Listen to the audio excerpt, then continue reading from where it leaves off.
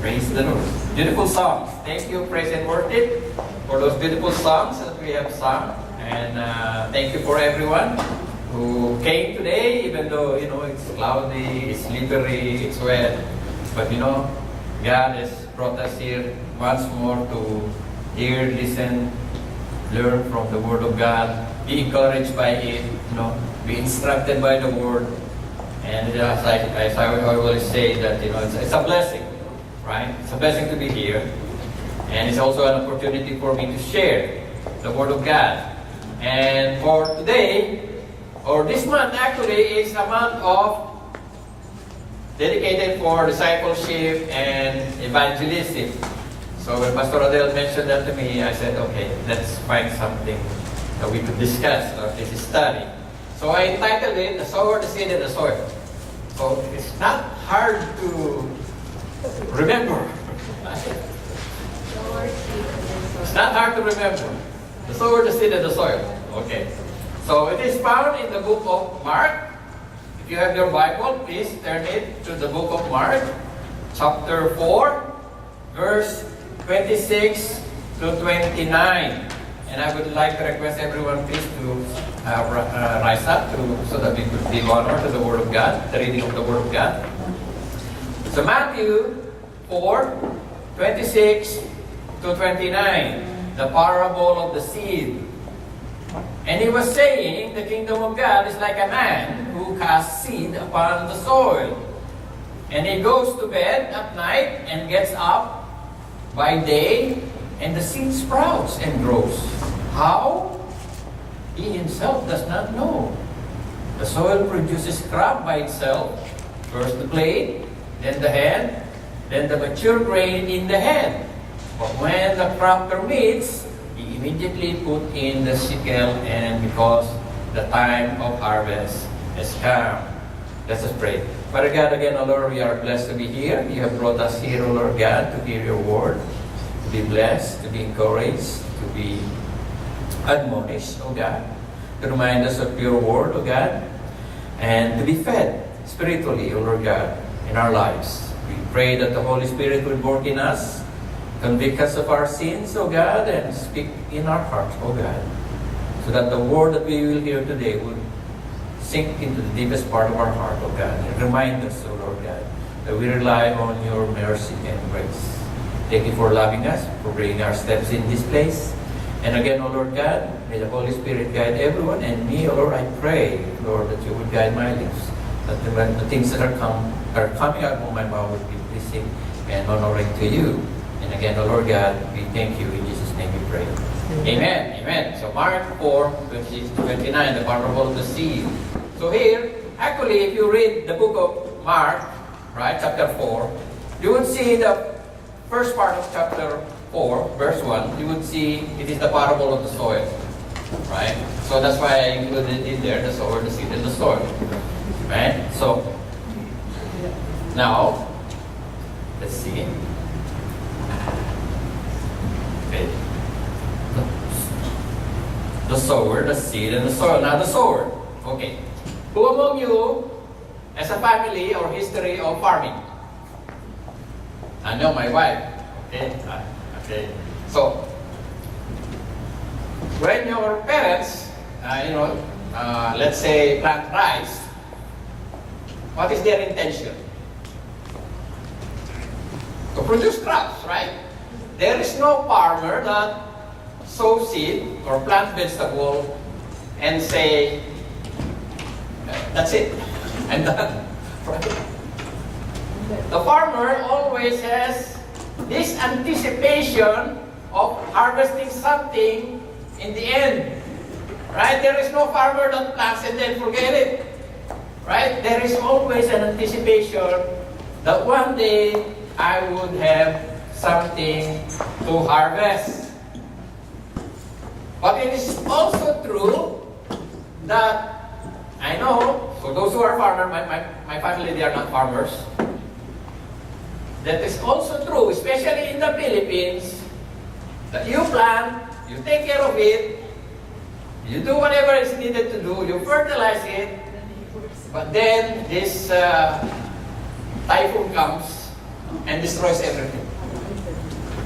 Right? That's why, in the Philippines, the farmer, if you say, what are you? I am a farmer. They say, poor. If you are a farmer, you're poor. In Canada, if you say, I'm a farmer, you're rich.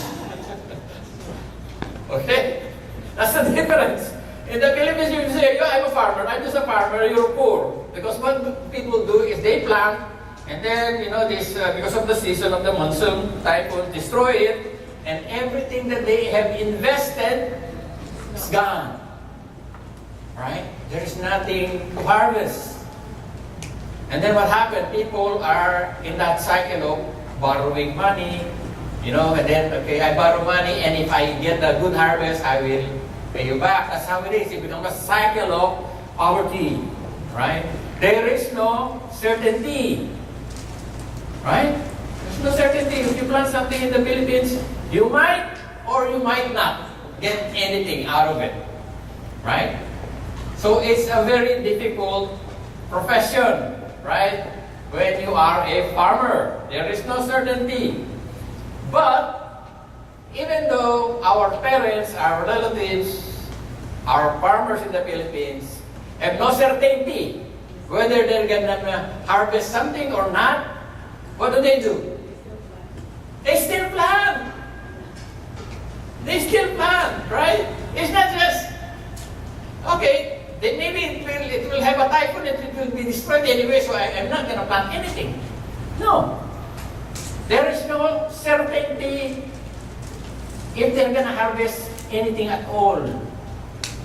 But they still plant. Right? A characteristic of a farmer is determined. He is determined, he is dedicated, he is single-minded, and hoping that whatever he plants, he will harvest something.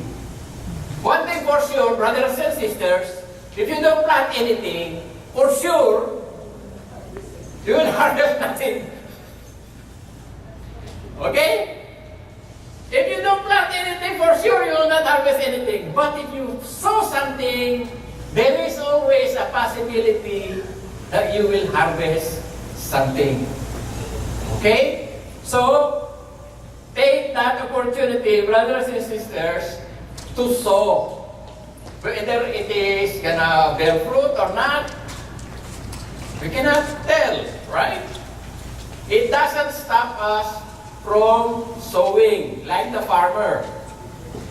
Especially if you live in those places, like, as I said, in the Philippines, there are typhoons, sometimes 100 typhoons comes every year. There is no certainty. So, also, farming is a very difficult job. Some of our farmers, they have to wake up early in the morning. My father-in-law, although I haven't met my father-in-law, because he passed away before I met him, wakes up early in the morning. My wife does it. He wake up early in the morning. Even before the chicken, the alarm clock, the natural alarm clock, the chicken. Now, before they crow in the morning, they are already out in the field. And then, it's already dark, they are still in the field. It's a very hard work. You need to be dedicated. You need to be strong. You need to be resilient. That is a characteristic of a sower. Now, a farmer is also very patient. Because whatever you plant today, you will not harvest tomorrow. You will harvest it maybe 6 months from now, 4 months from now, or 3 months from now. Right? There is nothing that you plant today and tomorrow you will harvest. Right? It needs patience. You have to watch over your crop while it grows. You don't just plant and then leave it. You go there, you take the weeds, you water it, you clean it, you watch over it for insects, pesticide, or, they spray it or whatever. It is a very hard work, and it is a work that needs a lot of patience because you have to wait. Time is your, it's something that you cannot squeeze. You need time in order to produce crops. And if you don't have patience, don't go farming. Don't go farming. Or anything that, that grows, right? Don't go to that kind of field of work if you don't have that patience, right? Now, as I said, it is a work that needs determination, dedication, single-minded, hard work, patient, and of course, hopeful. A sower is always hopeful, always positive, right? There is no farmer that plants, I will plant today, tomorrow it will be destroyed by the typhoon anyway. There's no farmer like that, right? The farmer is always thinking, I'm going to plant here, I know I'm going to harvest a lot, right? If I put my effort in everything, clean it, remove the weeds, water it, fertilize it, put some insecticide or pesticides to remove all these bugs, then I know that in the end, I will have harvest. Now that's the beauty of farming.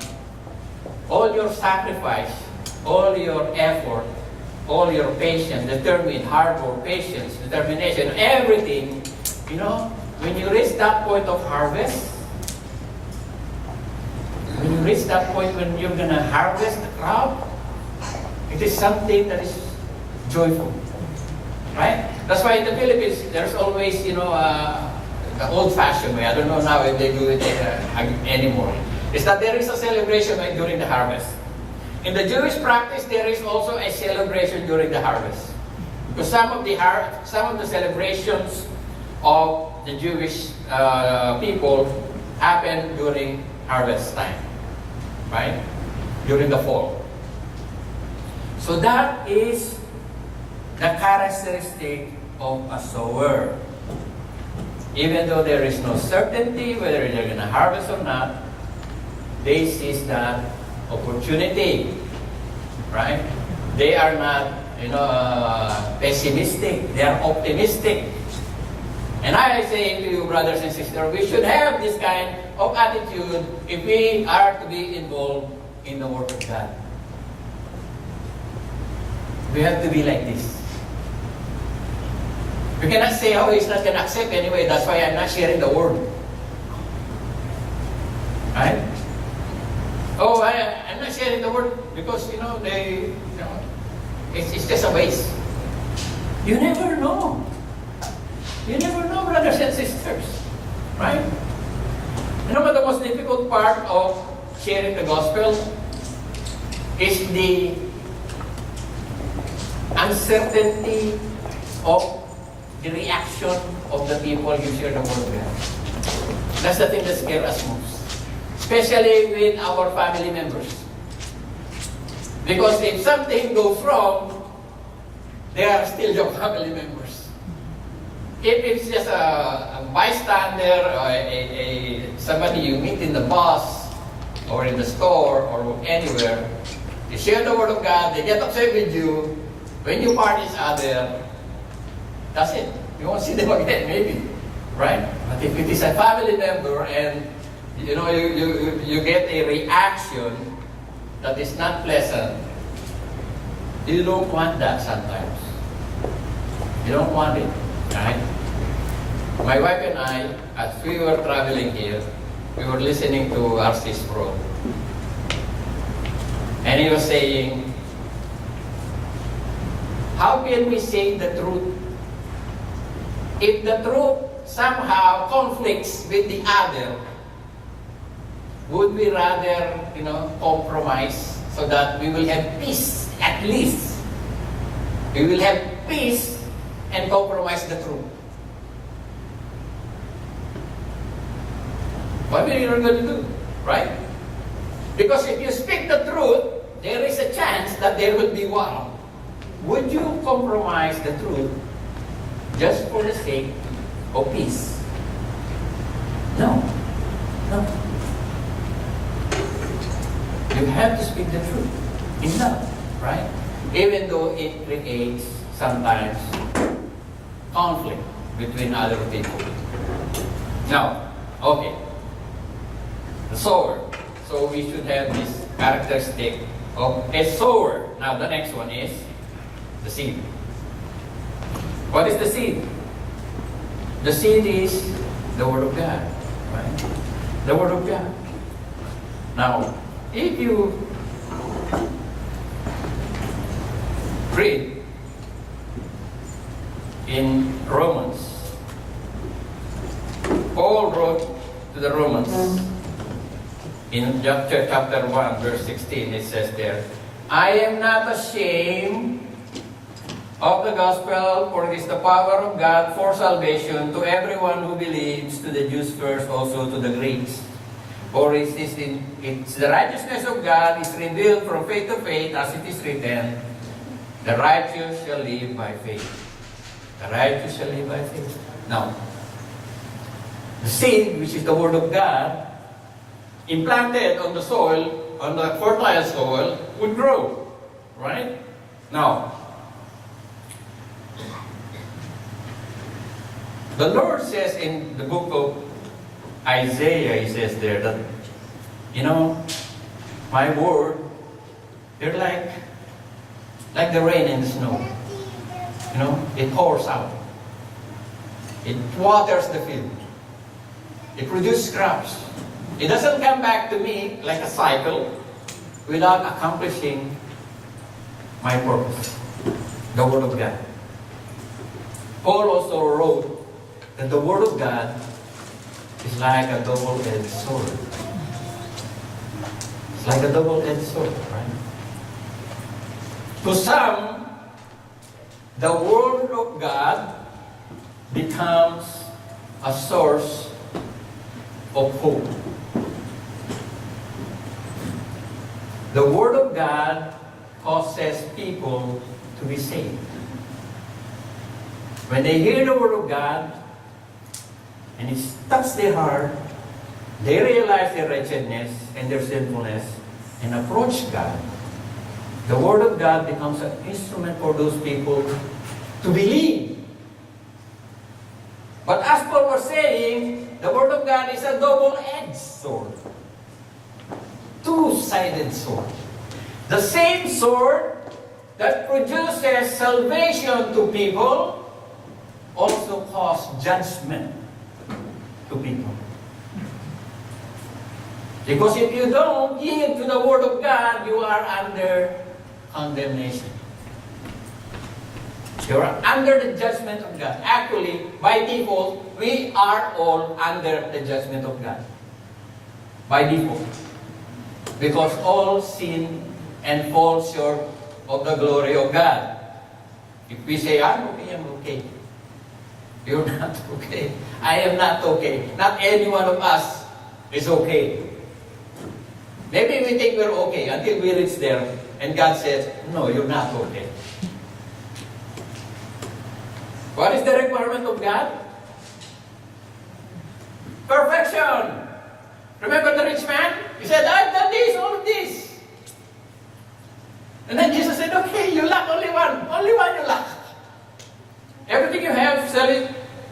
Give it to the poor, come and follow me. Then you have riches in heaven. You will be saved. But he was disappointed. This is the requirement. No, never mind. And then Jesus said, you only lack one thing. Only one thing. You're already 99. You just need one. Imagine that man. 99% and he still failed. Can we say that we have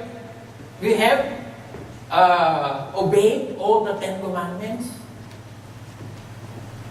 One of the commandments is, thou shalt not bear false witness. Do not lie. Have you lied? I think everyone here lied. At least once in their life. Then you are 99. You still fail.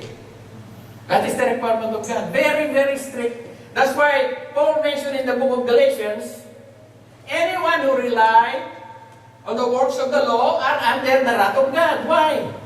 Because you need to fulfill everything that is required by the law to be justified by God.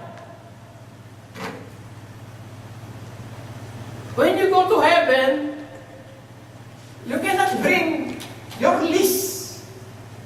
Would you rather rely on your own merit? Or would you rather rely on the person who died in your behalf? Which one is easy? I am good, then you have to prove yourself to be good. You have to put all this list. I've done this, I've done this, I've done this, I've done this. 99, and then the last one, did you lie? Yes. Okay, you failed. And people don't understand that. They don't understand the requirement of God. Because God is holy, He will never allow anyone that is sinful to enter His kingdom. That is how strict it is. So when people say, I am okay, no, you are not okay. If you don't have Christ, you are not okay. Because you have to prove yourself before God that you are worthy to be accepted into heaven. And the requirement of God is perfection. If you don't fulfill those requirements, then you cannot. That's how strict it is. And some people don't realize you are saved. Saved from what? Saved from the wrath of God Himself.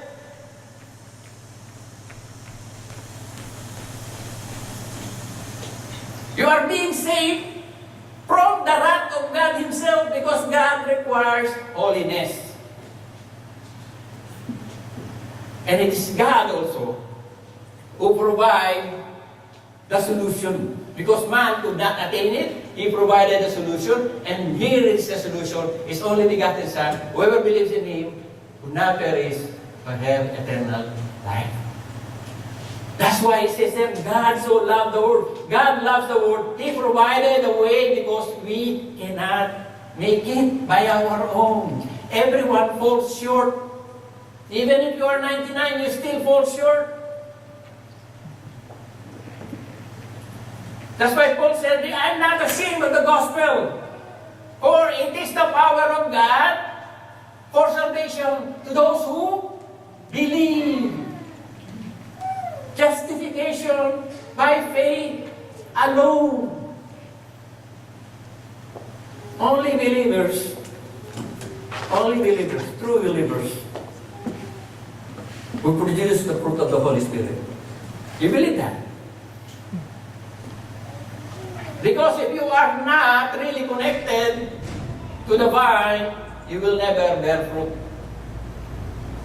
If you are connected to the vine, you will bear fruit, maybe a few fruits, but still, you will bear fruits. For sure. Guaranteed. Not a lot, but, maybe 30, maybe 60, maybe 100. Right? But you will, for sure, bear fruit if you are connected to the vine. If you are truly connected to the vine. Romans 10:17. Faith comes from hearing, and hearing the Word of God. How does people, have this faith, this saving faith? By hearing the Word of God. By preaching the Word of God, like what we're doing now. We're preaching the Word of God, telling them the good news. Salvation is by the grace of God, through faith in Jesus Christ. Otherwise, you have to fulfill all the requirements of the law. If you want to go that way, okay. That's what Jesus said to the lawyer. What does the scripture say? He says, love God with all your heart, with all your mind, with all your soul, with all your strength, and love your neighbor as yourself. And then what did Jesus say? Go ahead, do. And then he said, well, who's my neighbor then? And then he said, okay, there is a man, he was robbed, and then the most famous story, prodigal son, the Good Samaritan. A lot of people misunderstood it, thinking that in order to go to heaven, we need to do what the Samaritan man did. But then again, that is contradicting the scripture because according to the scripture, no one is justified by the works of the law. So now we get what Jesus is trying to say. If you want to be justified by the works of the law, then go ahead, do the requirement of the law. I know it's a dead end, but you are not looking for the truth. You are here to test me. So I'm giving you your own medicine. The story of the Good Samaritan is an example for us that if we take that path of righteousness by the works of the law, we will fail. Opposite. If we follow the requirement of the law like the Samaritan man, we will fail. And people think that if you follow that, you will be saved. No. Because that is the work of the law. Opposite of what people are, sorry to say, people are preaching. It is the power of God. And then, 1 Corinthians, Paul said, chapter 2, verse 3 to 5, I was with you in weakness and in fear and in much trembling. My message and my preaching were not persuasive words of wisdom, but in the demonstration of the Spirit and the power, so that your faith would not rest on the wisdom of man, but on the power of God. It is not because a person is eloquent, he speaks very nicely or very flowery or very, how would I say, there are some people who are really good speakers. It is not that. It is the power of God. It is the Word of God itself that transforms the lives of men. This is the book, the only book that could transform the life of man. And Paul is saying that. It is not, strategy, planning, and all these things. There's only one simple solution. Preach the Word. That's it. Preach the Word. In season, out of season. The seed that is entrusted to us by our sovereign Lord. Are we not thankful that we were discussing about thankfulness like last time, right? The Bible is the second best thing that we receive from God. First is the Lord Jesus Christ, which is the living Word of God. And then the second is Logos, which is the written Word of God. Without the Bible, we have no idea what we are talking about right now. Nothing at all. We don't know about God, we don't know about Jesus, we don't know about salvation. Nothing at all. So we should be thankful. We have our Bible, please read it. Right? At least read it. And there's something, if you don't understand it, ask Pastor Rodel. Or ask me. Maybe I know, maybe he knows. But it starts from there. Nobody knows everything. Right? Study, study, study. Because that is our duty. God always say, you have to study the Word. You have to meditate on it day and night. Right? And I tell you, brothers and sisters, once you go deep in the Word of God, I don't know, it's just for me. When I study it, when I see something, I cannot explain the feeling. That's why sometimes I'm in a hype. And sometimes people misunderstood that as something else. Wrong. They perceive it as something else. But I'm just excited to share it. Because when you see treasure, you don't give it to yourself if you really care about other people. Right? If you are selfish, then you give it to yourself. I'm saved anyway, I keep it to myself. When I go to heaven, I'll be in heaven. Forget about the rest. No.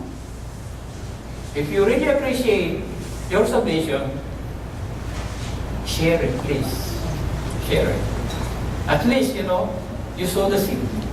You don't know what's going to happen because there is another one. There you go. The soil. And now we have a problem. Now we have a problem.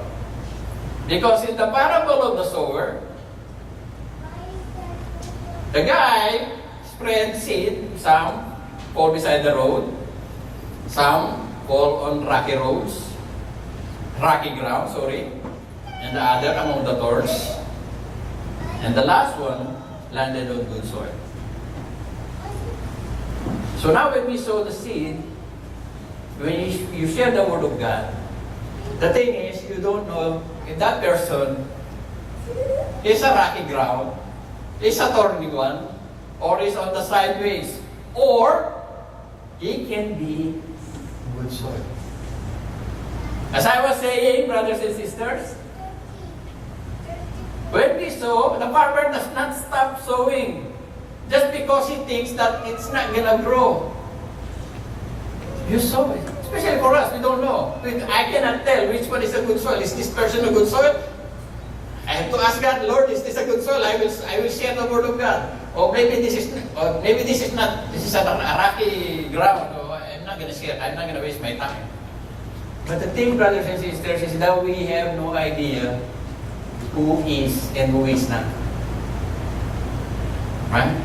One fell on the road, and the birds carry it and remove it. Meaning to say, they heard the gospel, they heard the good news, they heard the word of God, but it went here and it went the other way. It didn't go into the heart. It just went there, go there. Does it happen? Most of the time. Most of the time. You know, when you share the gospel, most of the time, they just try to be polite and nice with you. And, you know, they're just, yeah. And it just goes here, goes there. Nothing. Right. The devil will carry it away. Any discussion that you have, it's like you've not discussed the word of God at all. It was taken by the devil right away. Most of the time, it's just like that. But in my experience, sometimes those people who resist when you convince them, you know, with the word of God, they are the one that really sticks. Right? Sometimes you think that, you know, it's why? To those workers, sometimes it's frustrating. You know, when you expect something, how long will this person grow? I need him to grow. I need a worker when he doesn't stand up. Right? You try to, you know, encourage them, share the word of God with them, you know, and try to sometimes nudge them or push them and they don't move at all. They're stuck. Right? And sometimes it's frustrating, but then again, you know, our duty is to water, to feed, to take care, to plant, to sow, and the Lord makes it grow. The Lord makes it grow. Right? The people, you share the word of God and goes here, goes there, most of the time you don't see them in church. But the people who fall, the seed that fall on rocky ground, these are the people that, you know, when you share the word of God, they, thank you, Brother Willie, or thank you, Pastor Adel, or thank you, sisters. I said, oh, okay, I'll go to church. Okay, good. So you see them in the church. They are in the church. Until something happens. Tribulations, affliction, persecution, distress. Here in North America, we are blessed because what we call persecution here is nothing. Nothing compared to our brothers and sisters who are being persecuted in some areas where the word is not preached freely. People in China, people in Iran, people in the Middle East. There are a lot of brothers and sisters who are undergoing persecution in Africa. I don't know if you have experienced persecution like that. I have.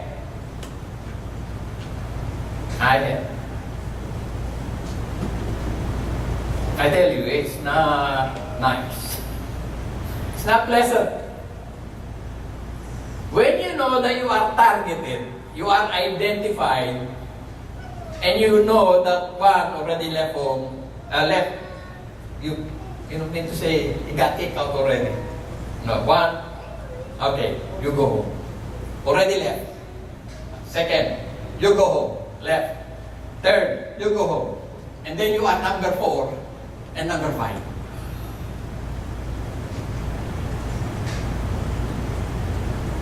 What would you feel? You're the one sending the money to your family because you work in the Middle East.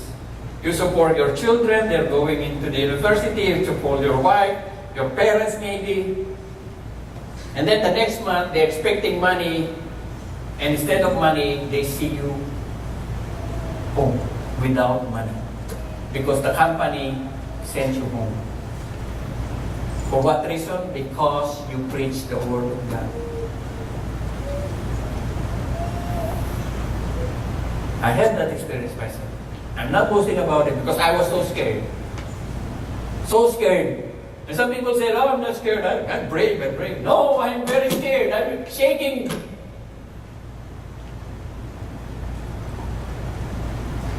Because you already know, 1 left, 2nd left, 3rd left. I'm number 4 and the other one is number 5. Both of us are still there. And we are in the room. And we were talking. And while we were talking, somebody tried to knock the door, like break the door. And when we opened the door, the person who sent number 1, sent number 2, and sent number 3 to the Philippines are the one in front of the door. And I'm number 4 and he's number 5. So, how is it? We have not experienced that here. Nothing at all. We are hiding. You know, we go to the underground, we call it underground church. We have to insulate the whole building with egg trays so that, you know, we don't hear the sound. It's just so sad that, you know, there we want to sing as loud as we can, but we cannot. Because if the neighbor found out, they will call the police come, they catch you. Here, nobody will catch you, but still, nobody sing. Very sad. That's why we take for granted our freedom here. You know, if you want the church to grow, put them under persecution. We will get rid of those people, the one that fell on rocky ground. We have not experienced that here. So I don't know who is in the rocky ground here. I don't know. Are you going to still be here if you know that the police will come and catch you? Or put you in jail? Are you still going to go to church? That is the thing that we face every Sunday. Every Sunday. For 8 years we were like that. We were hiding.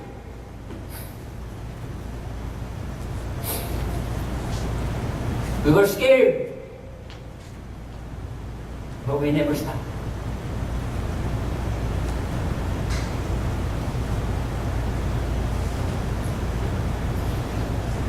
Tribulations, afflictions, persecutions, distress, they will come. Brothers and sisters, they will come. And that is like sifting the grain from the chaff. Only the grain will remain. The chaff will fly away.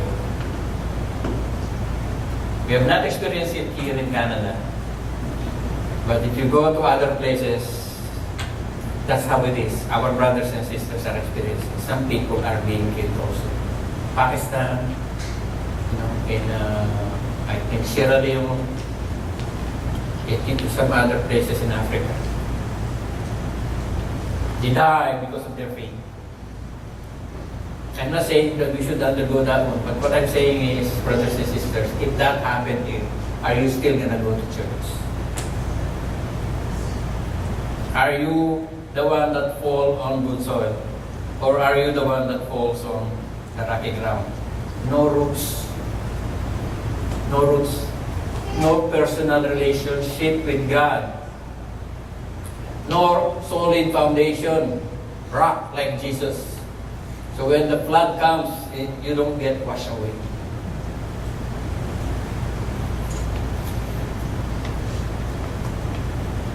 Next, among the thorns, these people are also in the church.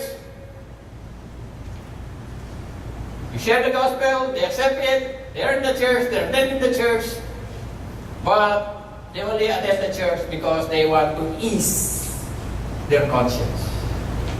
Oh, I fulfill my duty, I go to church every Sunday, that's it, I give my tithes, that's it. But their focus is more on the world. How to get rich, how to get wealthy, how to, There is so much priority in their lives that they have neglected their responsibility in the church. They are more focused on the material things. I'm not saying having money is bad. We all work here in Canada, we work hard, we support our families, our loved ones. I'm not saying that. What I'm saying is, if you choose that as a priority and just, the church is just, I just want to go and come and go. That's it. Every Sunday. That's it. I attend, I sit, I hear the message, I give my tithes, I go home. That's it. Focus more on the worldly things. You get choked. Right? There is so much distraction, there is so much deception, there is so much worries. What will I eat? What will I do? How will I pay my bills? And all this stuff. I was telling my wife, we are blessed because, 2 years I lost my job. After I found a job, she lost her job. We are blessed. Why? We're still able to pay the mortgage. We still have food on our table. We still have clothes to wear. Praise God. God provides. Right? As I was saying to you, when I was looking for a job, which one are you going to choose? The temporary or the permanent? I choose the temporary. That's not wise, Brother Willie. Here is permanent, full-time, full benefits. Here is temporary, uncertain. Why would you choose that? It's because when I prayed, I said, Lord, whichever calls me first, that's the one I will accept. And unfortunately, the temporary is the one that calls me first. I have to keep my word. Because I know, if I keep my word, the Lord will keep His word. Even if I don't keep my word. But He will. So I didn't know what's going to happen in 2 years after that. Right? But now that I am 2 years past, I already know my position now. I didn't know that I'm going to be in this position now, 2 years before. If I have accepted the other one, I don't know where I'm going to be. But here, I know where I am now. And I say, I did not make the wrong choice. I did make the right choice. Because I follow what the Lord said. Among the thorns, don't get distracted. Don't get deceived. That's why we study the Word, because there's so much distraction around us. Especially prosperity gospel, you want this church to grow, we will just change our preaching into prosperity, health, wealth, and happiness. I know this will double in size in a year. You preach prosperity gospel, right?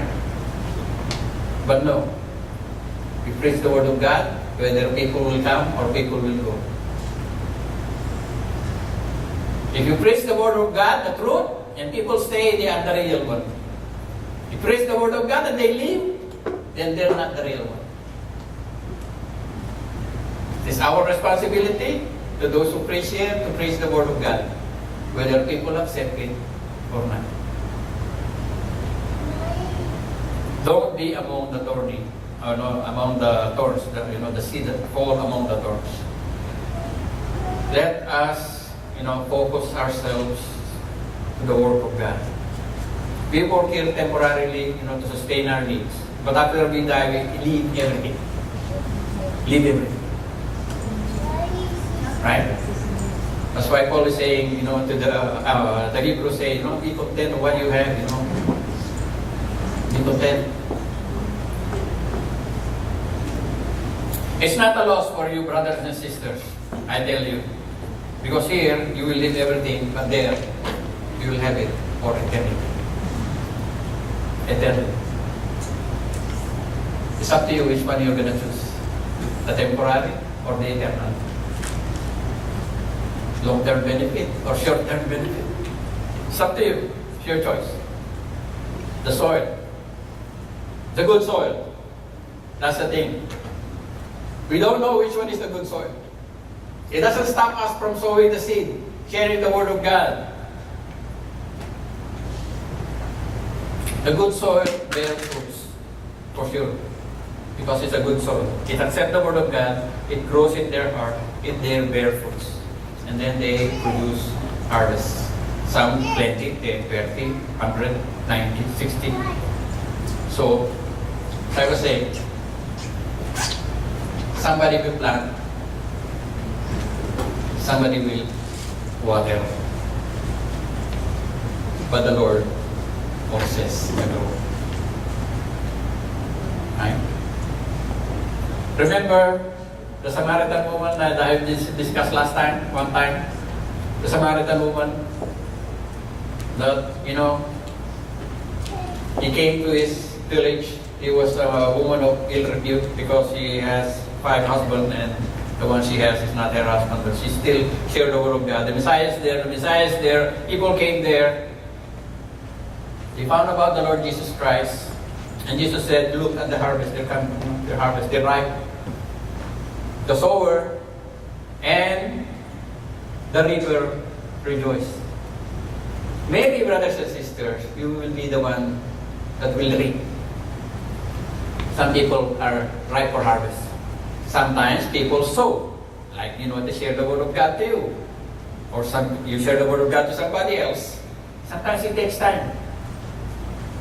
When I was in Saudi Arabia, I was visiting a place where we shared the Word of God for 3 years. And after 3 years, that person says, I want to join you. After 3 years of Bible study, we decided to join us in evangelism. 3 years.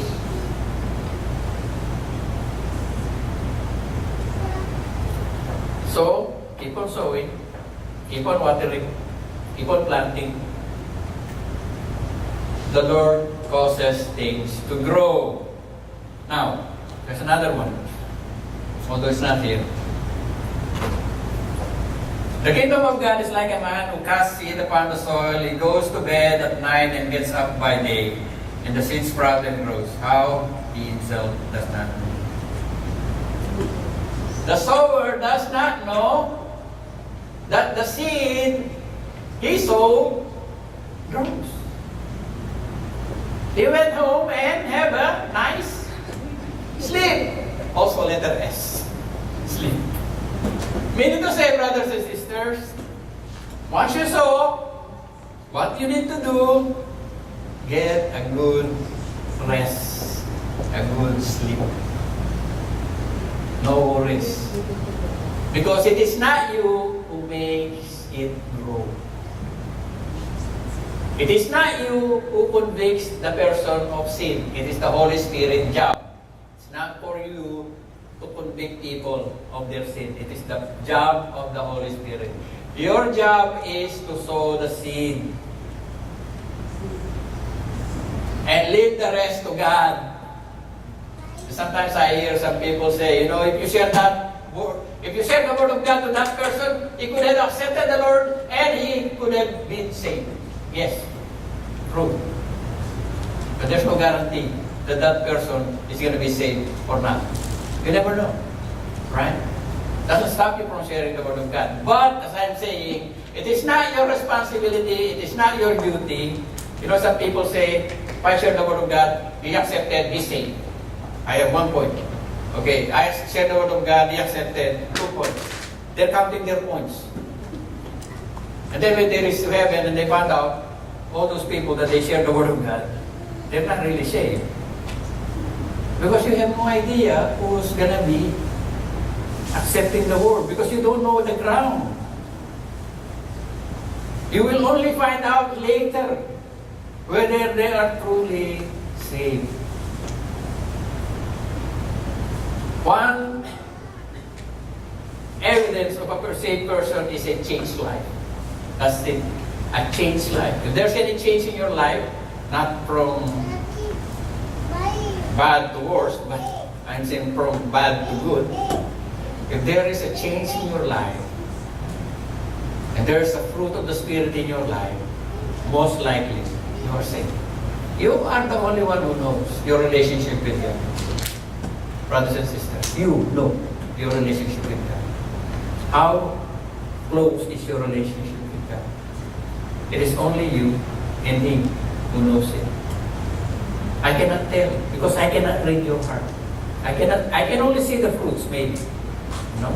If you have a transformed life, or you're a drug addict, you're a thief, you have a woman of bad repute, and then you could see the change in their lives. You see the fruits of the Spirit of God. So brothers and sisters, have a good night's sleep. After you sow the seed. You know, because the one that makes it grow is not you. It is God who makes it grow. And last thing, here we go. You get a good night's sleep. Okay? Therefore, my brothers and sisters, beloved, be steadfast, immovable, always abounding in the work of the Lord, knowing that your toil is not in vain. Our effort, our sacrifices, the things that we do here for God's glory, is not in vain. It will be equally rewarded up there. Let us remain faithful in God. Let us continue to do His work. Let us continue studying the Word of God, and let us continue to do the discipleship. Discipleship is, it's like a student. That's why we focus on the Word of God, teaching the Word of God, growing through the Word of God. As I conclude this, just remember these things. The sovereign Lord provided the sower, the seed, to be planted on good soil, so that people will be saved. And then you can have a good seed. Let us pray. Father God, again, O Lord, we thank you for this wonderful afternoon that you have given us, O God, to remind us, O Lord God, of the task that is set before us, O God. The harvest is plentiful, but the workers are few. I pray, O Lord God, that you will speak to the hearts of our brothers and sisters who are here. Be a part of that, of called out workers. For there is great reward, O Lord, to those who follow you. I pray that you will grant us, O God, the courage in our heart to speak up. Guide our lips, O God, that we may speak the word of truth. And lead our steps, O God, to the person you want us to share the word of God. We thank you for this beautiful afternoon and reminding us of the great truth of your word, O God. And this I pray in Jesus' name. Amen.